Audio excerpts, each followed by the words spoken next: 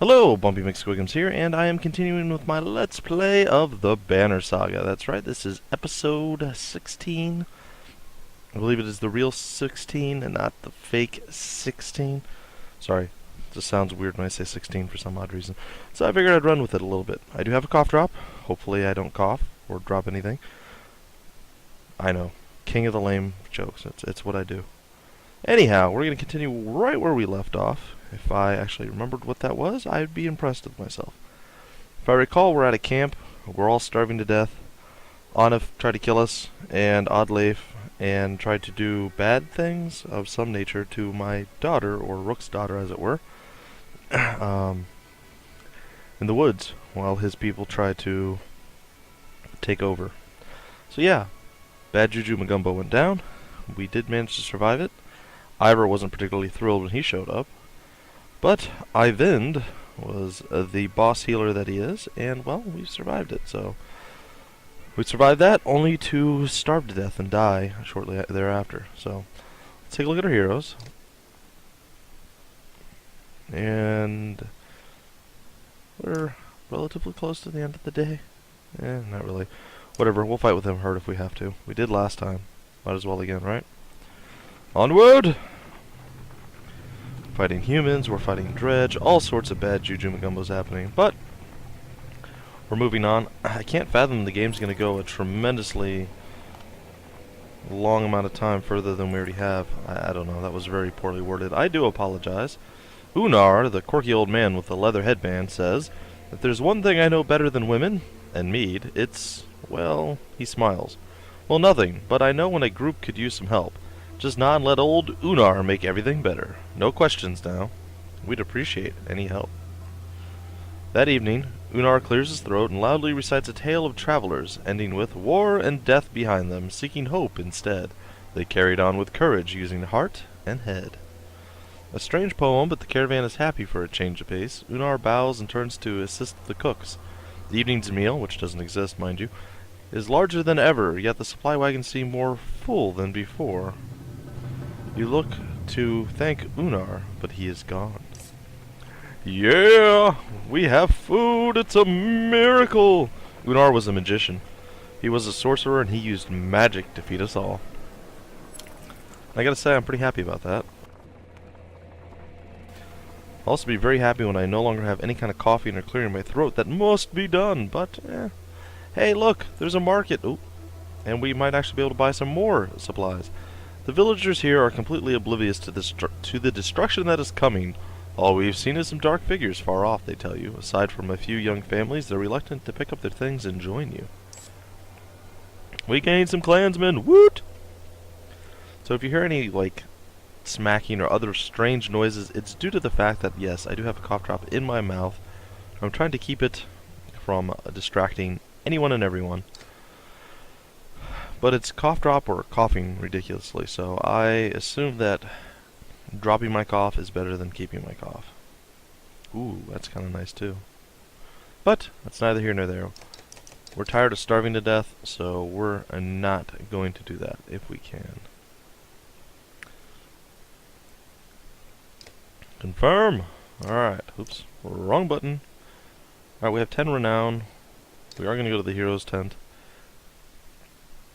It always makes me nervous to level people up when we're all starving to death, but, you know. Do not have enough. Who else we got? Nope. Aha! We can promote you, and we shall. Join us! Sir Milky Eye? Alright, now we have a slight conundrum. Nothing too overwhelmingly. Let's check out his skills. Oh, I can command allies up to 4 paces away, so I can change the order, their positioning in the order. Heavy impact, very nice. He's only got 4 willpower.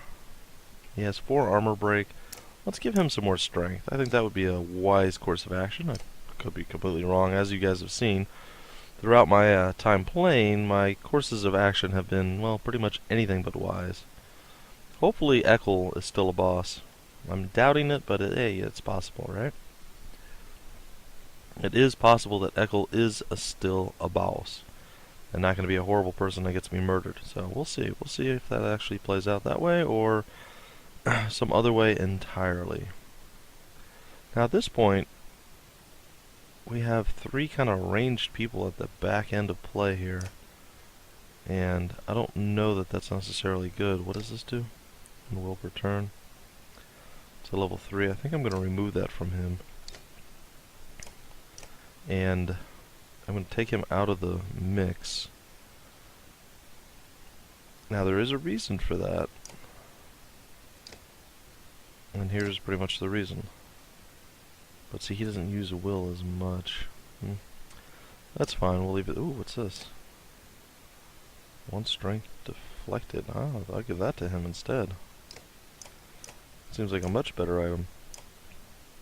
According to the myth, the god Dunder needed these gloves just to lift his hammer of creation, heavy as it was. Well, we gotta get Ivor a little bit more powerful and leveled up.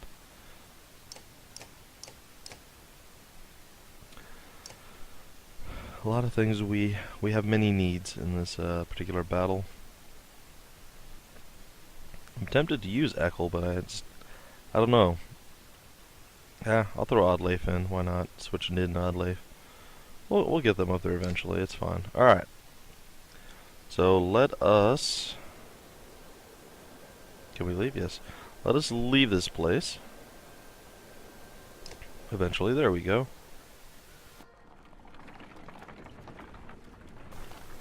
And we shall run onward. And we have a few days of supplies, so at least nobody's going to starve to death right now. Oh, looks like there's another godstone yet again. I should take a look at the map at some point, because we've moved quite a bit, and I'm not sure where we're at or what we've covered anymore, to be 100% honest. Some clansmen have discovered a large patch of wild fruit. When you approach, you see some people have begun to sample them. A mother frets about whether they're safe after overhearing one of the children say that it tastes funny. Others start gathering by the basket.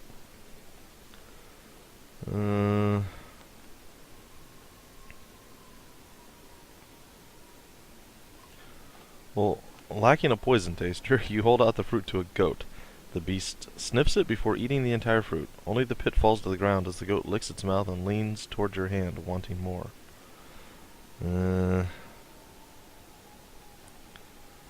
I don't know. Take a bite myself. Several watch as you taste the fruit. You pause after swallowing the and feign choking. Alette rushes to your side in a panic, but your laughter soothes everyone's concern. Soon everyone is a little tipsy from the fermented fruit and spirits are high. Alright, some fermented fruit. I'm getting drunk off nature. I don't know. I guess if you were to get drunk, that would be the way to do it, right? No encouragement or tales of glory will lift the spirits of the caravan. In the north, we have times... Interesting. We have times like this, says one of the Varl. The other giants grin, raising tankards and horns of mead. Skull! They shout and make short work of their drinks, explaining that each person takes a drink when someone tells a story that is more miserable than the last. Others join them for a second round, and mead is passed your way. Leave the others to their drinking game. This will only make things worse. Or we can drink with the giants. Taking the mead, you shout, Skull! The crowd cheers, and laughter echoes throughout the camp for hours as each person comes up with increasingly more absurd stories of woe. The Varl's remedy is a success, and the caravan is in a much better mood the following day, albeit hungover and with less mead than before. Fair enough. We like to have at least normal morale if we can. We're coming up to a godstone, which means that the music's going to get ridiculously loud, and there it is, almost as if on cue.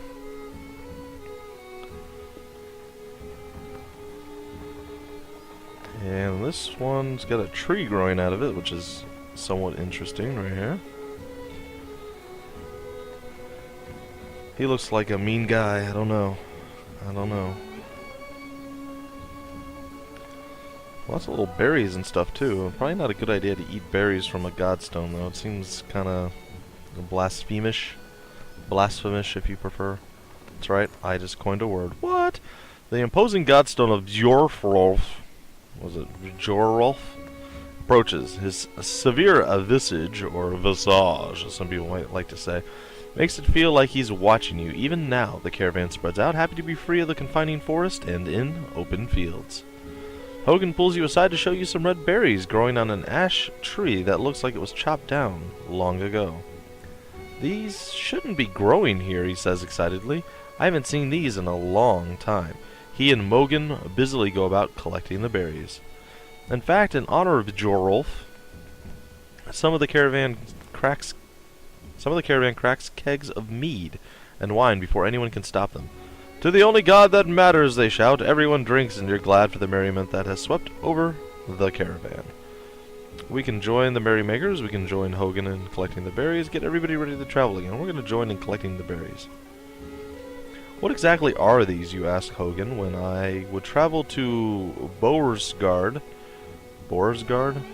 with my father. Sometimes he'd buy us a few of these, Hogan replies. Couldn't be a luckier find. See for yourself. You try one and can feel energy returning to your tired limbs.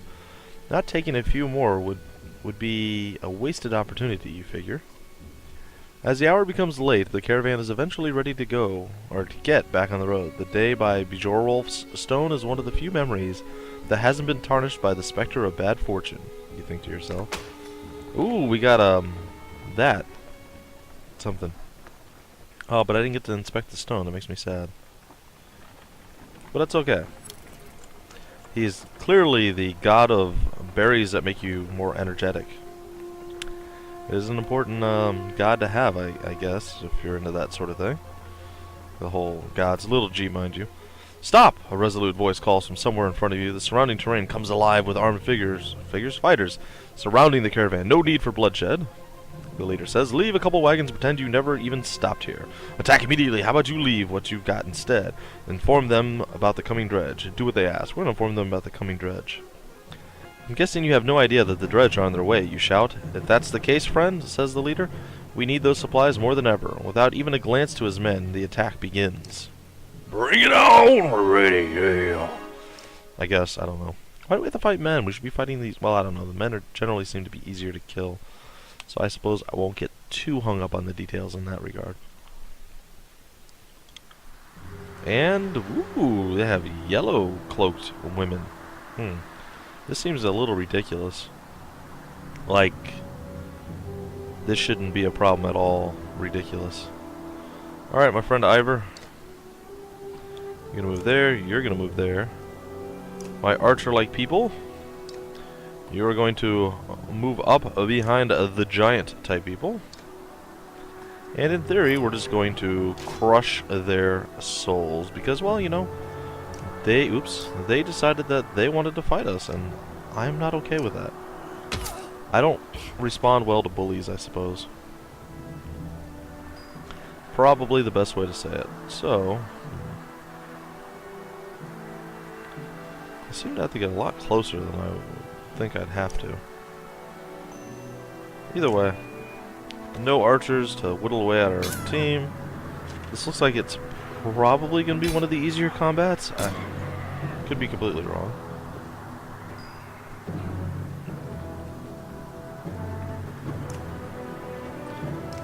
We're going to dent him. Oh yeah. Sorry guys. A little bit of cough. Yeah, why not? We'll do some denting of his armor.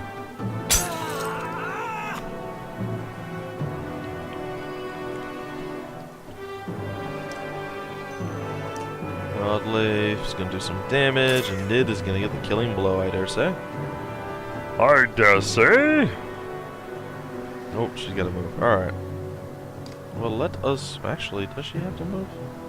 What is... Yeah, she does have to move.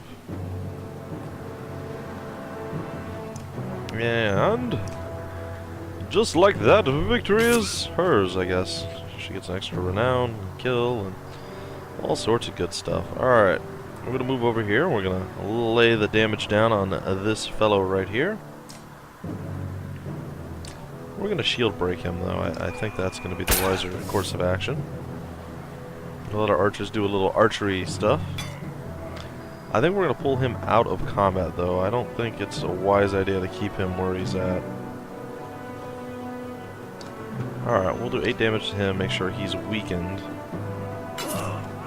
And then I think I'm going to focus on the other two. And keep him essentially well, pathetic at this point, I guess is the best way to say it.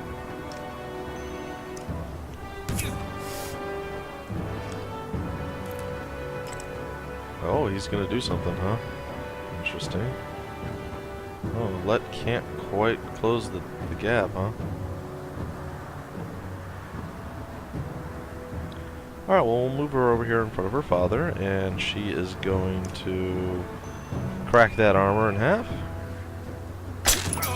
Boom. Now he's gonna take another swing on... Oh, he's gonna run him through. That's okay.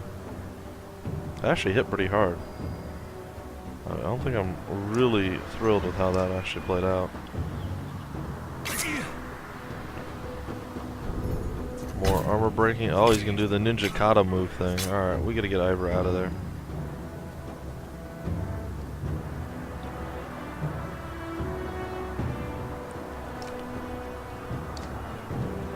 What? Nid's is gonna mop everyone up, I think, right now. Oh, he's still in there. Alright, Ivor. Retreat! Run like the wind! Bring it on.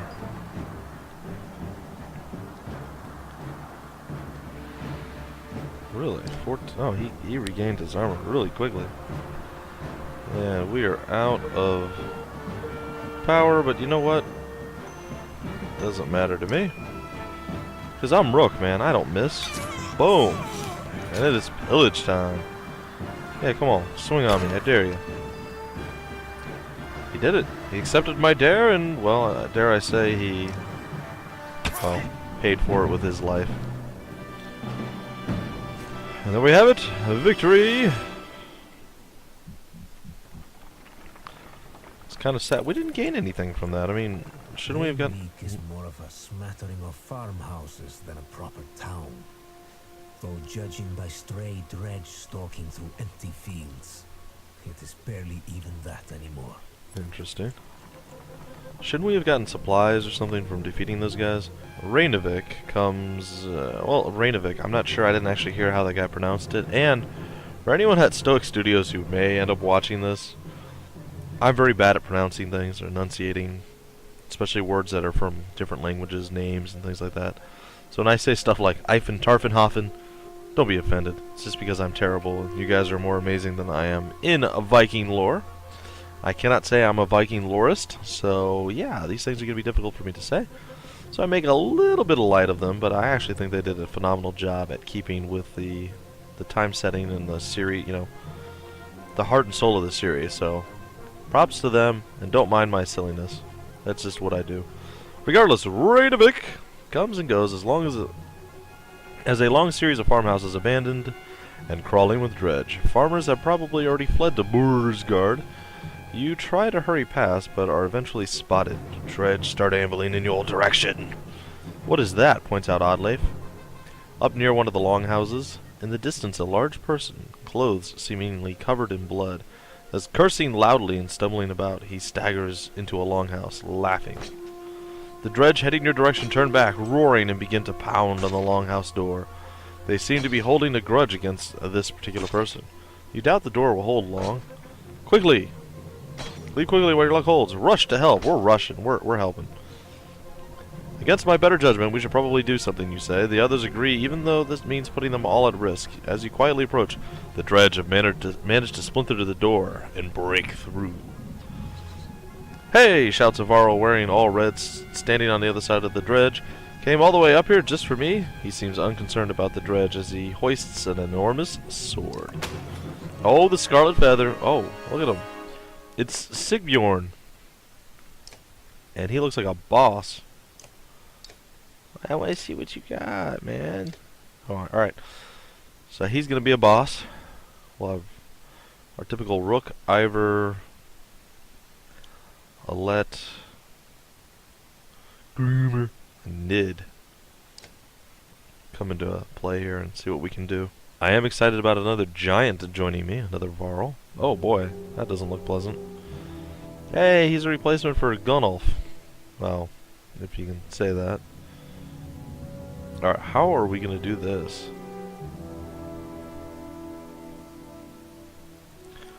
Well, he gets to go first. +2 movement and -1 drawing aggro. That seems pretty cool.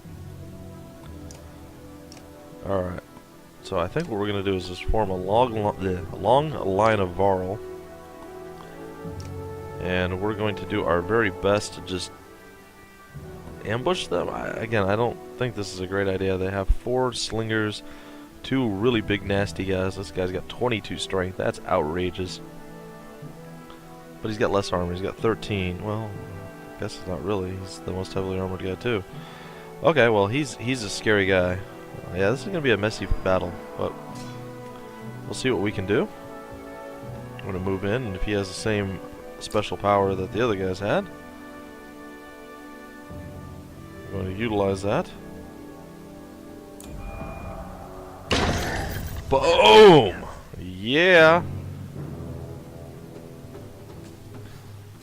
He'll probably end up paying for that a little bit, but it's okay.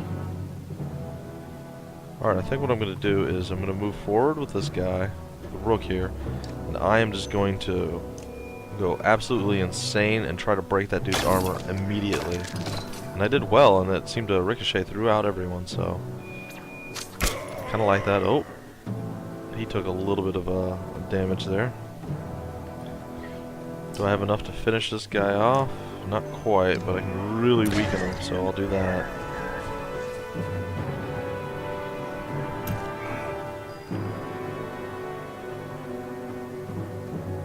Alright, I can move Alette into position, and I can thread the needle at level 2.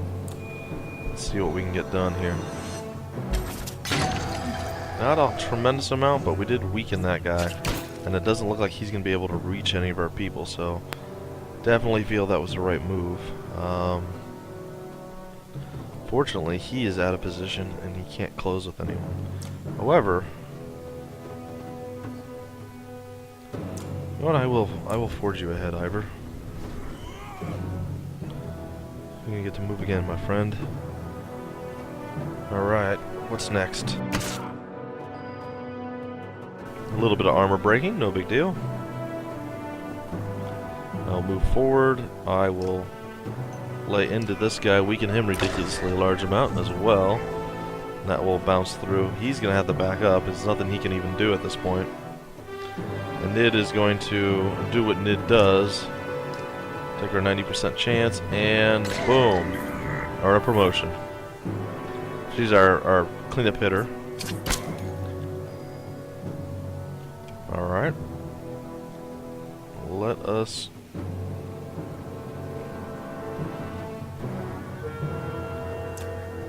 do this. There we go. We dropped another one. He's really weak. I'm gonna move forward with him. We'll pretty much take this guy out, as he was the scariest dude, and he became a non-factor, so excellent. Move her forward. Didn't really do anything to him, but this fellow is gone.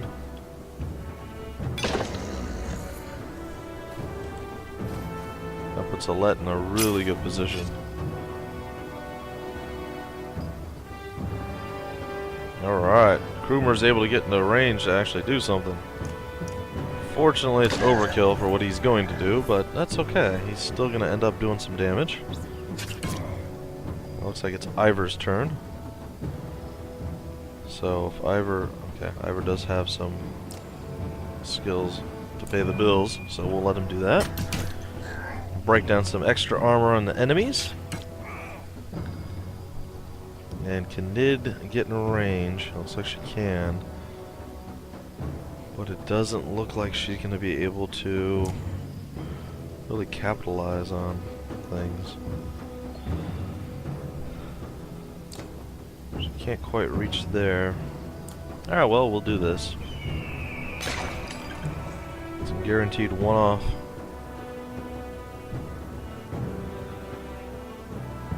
Nope, nope. Oh, I thought I canceled it. Poo.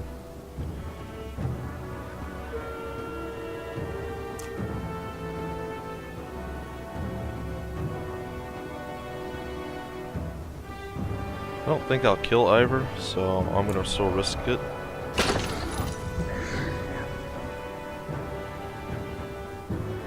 No, where did this guy come from? Oh, that was a reinforcement he called in. Nice.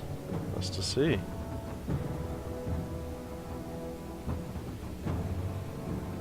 Okay, so he is next. So let me move over here. Take him out of the fight.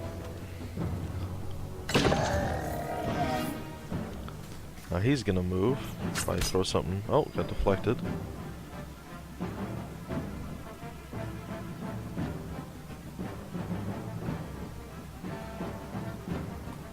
Well, that's gonna finish this guy off. And pew, pew, pew, pew, down he goes. Yeah. It deflected. Alright, Krumer says, hello. What are you doing here, sir? Prepare to die.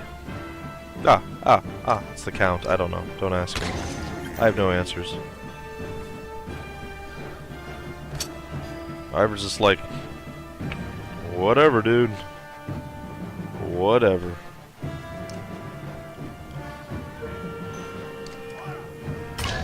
Boom. Booyakacha. Will Nid be able to finish this guy? I don't know. But I'd certainly like to find out.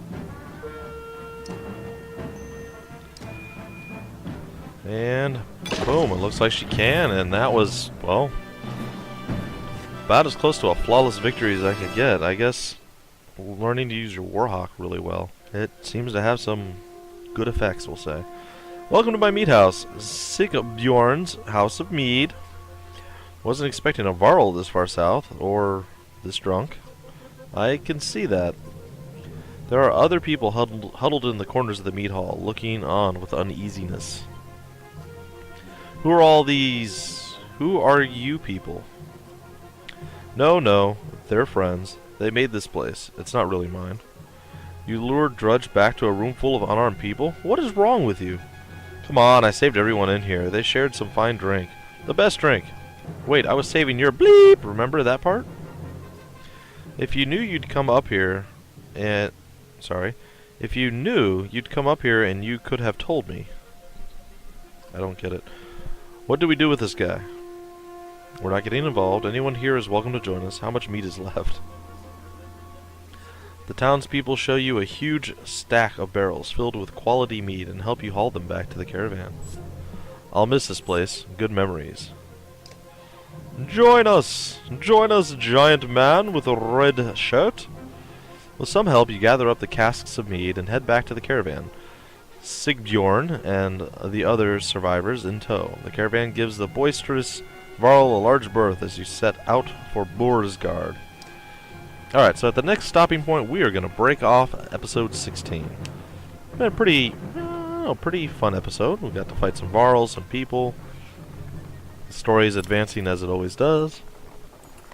Unfortunately, it looks like we are getting close to starving to death again. Anyhow, what did I do? Sigbjorn wakes up in the pool of his own sick. Why am I surrounded by small people? The other clansmen let him sleep off his drunken stupor on the ground, and this morning he's paying the price. Help him recover, post some guards nearby just in case. Leave and make sure he doesn't follow, or help him recover. Reluctantly, your clansmen offer any food and drink they can scrounge together for the moaning Varl. When one offers thin mead, he pushes it away. In fact, take this away from me, he says, handing you his massive mead stein. Eventually, Sigbjorn comes to you. I won't get into details, he says. I was supposed to bring those casks from Reykjavik back to Boersgard. I drank maybe half. By accident. By accident. Point is, Sigbjorn continues, you don't tell anybody what happened, and I won't tell anybody about the mead you got, okay? Trust me on this one. You agree, and get back to travel. And we gained Bjornrolf's blessing. Bjornrolf's blessing. So we got all sorts of stuff. It's looking pretty good. So I don't know if we're going to break camp or make it to the next city. Oh, our people are very unhappy again. You notice most of the Varl pacing while others sleep. Their brief conversations with each other and other clansmen grow shorter and sharper. Go away, roars one Varl at a young girl asking him too many questions. All the clansmen stop and stare. Break the tension by making a joke? I'm impressed you've kept it together this long. Send the Varl ahead in the caravan to put some space between you. I think you just ruined her dream of marrying a Varl boy, you say, timing your smile just right. The giant grins and throws back his head with booming laughter. Other Varl join in the mirth, and the caravan feels a bit uplifted for it. The giant explains, we live in the north for its space. Endless miles of snow, ice, mountains, and fields. Shouldn't be an and in there somewhere? Whatever. Space to be alone, but here there is no time for such things. Understanding slowly trickles through the caravan, relieving some of the tension. Oh good. Our people are much less horribly depressed. They're going to be really depressed again when we run out of supplies. Where is there a city? There's a city on the hill over here. A mother's screams flood the caravan. Her daughter lies dead in the tent. We all know who did this, she spits, staring directly at the woman she scuffled with previously. Murder over a marriage in these times? Something must be done. The accused woman remains silent. Huh. Investigated the death. A healer joins you in inspecting the young girl's corpse. An old infection, says the healer. No punctures, no choking, no poison. She died of disease. You report the news to the caravan. The mother admits that she had always known her daughter was ill, and everyone moves on. Like a boss! Oh, there's a place. We'll actually get food. Steep cliffs, the sprawl of Boersgard comes into view. A city of contrasting rich and poor, opportunity and gamble. Our best hope for salvation, or our graves. We made it. Chapter 7, The Slayer and the Slain. Oh wow, this place looks crazy. Finally, you arrive at Boersgard, where the walls stretch for miles in both directions, and are littered with bodies of Dredge, Varl, and men. Excuse the mess, shouts a voice from above the gates. Looking up, you spy a striking Varl, his face wreathed with matted black hair. Movement at the gate catches your eye. Dredge are still banging on the gate doors, without luck. Let us in, you shout. Sigbjorn pushes past. I won't be hearing the end of this for a while, he says before yelling, Open up, Bulwark. They dug me out of Renvik. You hear a laugh echoing on the wind as the doors creak. A dozen armed men leading the massive Varl, or led by the massive Varl, make quick work of the Dredge and usher you into the city. You may be interested to know they brought a mender. You didn't go to get a mender. Where's the mead? Sigbjorn shrugs apologetically. I guess the mender will do. Either we've got a chance now, or we're completely screwed. I'm Rook. We've come a long ways. Some as far as Saga. Are you here? Are you in charge here? Are you here in charge? In charge of the governor, I suppose. Listen, if you have something to tell him, say it now. Otherwise, you're on your own. I don't care where you go, but stirring up trouble is probably the only reason you'll see me again. It won't be to talk. Mender, come along. We're going to see the governor. Bulwark and Sigbjorn leave with Eyvind, who goes willingly, signaling that he's fine. Fane, this is just like Frostvellir all over again.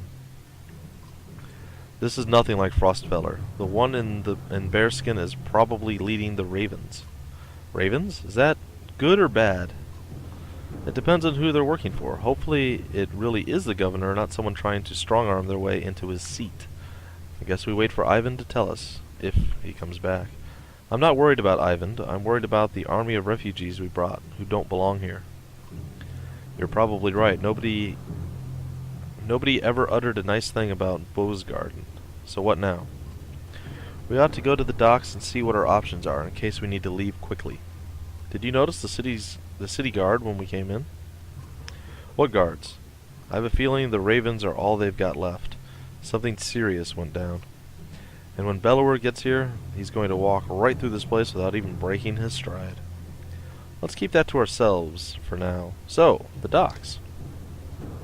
And with that, we get to end episode 16 of the Banner Saga.